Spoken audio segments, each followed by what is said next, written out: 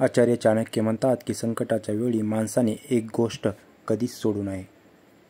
कठीण काळात हीच गोष्ट एखाद्या व्यक्तीला बुडत्या जहाजातून पार करण्यास मदत करू शकते. त्यामुळे तुमच्या वरची वाईट वेळ लवकर निघून जाते. आचार्य चाणक्याने सांगितले आहे की कष्ट केल्याने गरिबी जात नाही, धर्म केल्याने पाप घडत नाही, शांत राहिल्याने वाद होत नाही आणि जागे राहून भीती येत नाही.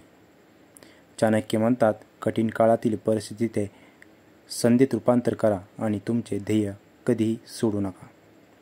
आचार्य चाणक्य म्हणतात की वाईट काळात माणसाला त्याच्या धैर्याची परीक्षा द्यावी लागते. चाणक्य म्हणतात, जे लोक कठीण प्रसंगीही आपले ध्येय सोडत नाहीत ते नक्कीच यशस्वी होतात. आचार्य चाणक्य म्हणतात, कष्ट करत राहावे. कितीही वेळ वाईट आली तरी माणसाने बसून राहू नये. माणसाने सतत मेहनत केली पाहिजे. कठोर परिश्रमच माणसाला या संकटातून बाहेर काढण्यास मदत करतात.